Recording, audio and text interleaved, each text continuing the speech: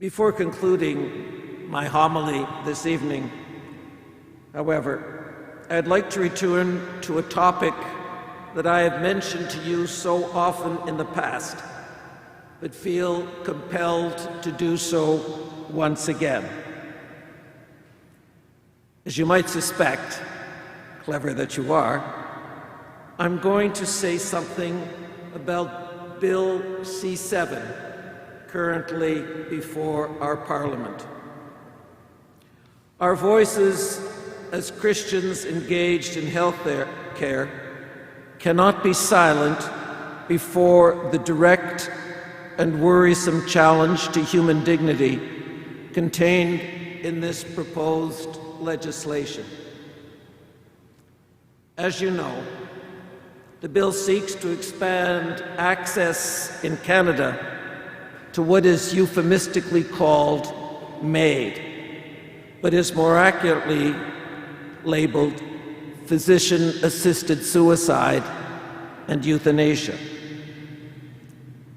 And here I want to be very clear.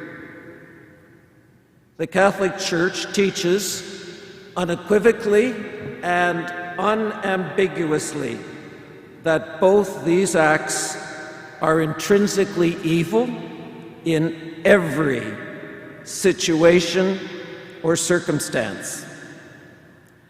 As the Holy See's recent letter from last month affirms, and I cite it, euthanasia is an act of homicide that no end can justify and that does not tolerate any form of complicity or active or passive collaboration. Any formal or immediate material cooperation in such an act is a grave or mortal sin against human life. And in a statement released just yesterday, the Catholic Bishops of Canada affirmed that they are steadfastly opposed to Bill C-7. This bill would remove the eligibility requirements that a person's death be reasonably foreseeable, thereby extending provision for euthanasia and assisted suicide to those who are, in fact, not dying. This places vulnerable persons, especially those with disabilities or with chronic or mental illness, at serious risk. The bill seems to suggest that living with a disability or illness is quite literally a fate worse than death. In the case of people who are dying, the bill recklessly proposes to remove key safeguards set down in the 2016 legislation, such as the need for a 10-day reflection period before termination or completion, and the need to consent again at the time of a planned death. These new proposals would allow such decisions to be made even through an advance directive.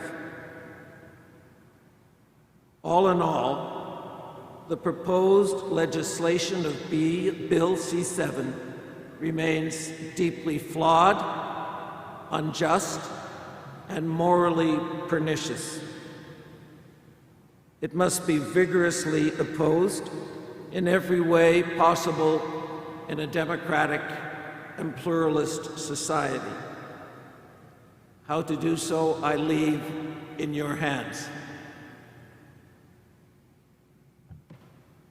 Dear friends who are committed to the healing ministry of Jesus, you recognize that compassion doesn't consist in causing death, but in embracing the sick, in supporting them in their difficulties, in offering them affection, attention, and the means to alleviate their suffering.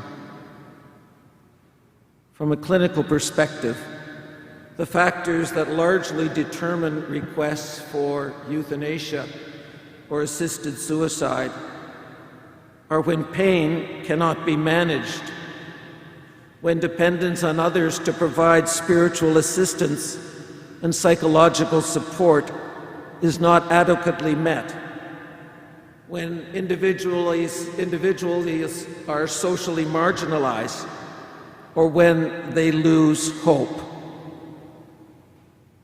On the other hand, for its part, palliative care provides a compelling, viable, and life-affirming response to those who find themselves in the tragic situations just mentioned. We know, and experience teaches, that when palliative care is available, and it's not nearly available enough, the number of persons who request euthanasia declines. To cite the Canadian Bishop's statement from yesterday in this regard, they write, "Palliative care is the only respectful, comprehensive, and ethical alternative to what the government is trying to address through its legalization of euthanasia and assisted suicide. Palliative care," they go on to say, "supports and respects the dignity of the person and is anchored in the recognition that human life has an objective value independent of illness or life situation. It is a good in itself. It is God's gift." And so allow me to express my profound gratitude to all those who are fostering awareness of palliative care and the need to expand it among Canadians, and to thank those who forcefully advocate for it and its expansion in our healthcare system. It is an authentic expression of the compassionate accompaniment of the suffering and dying person, and may it ever more become part of the fabric of life in Canada. Dear brothers and sisters, I want to renew to each of you my deep, my profound appreciation for all the sacrifices you are making and all that you are doing to provide compassionate care in this arduous and trying time of the coronavirus pandemic. And may the Blessed Virgin Mary, health of the sick and honored here in our cathedral as Our Lady of the Rosary, accompany you and sustain you always with her blessed and maternal protection.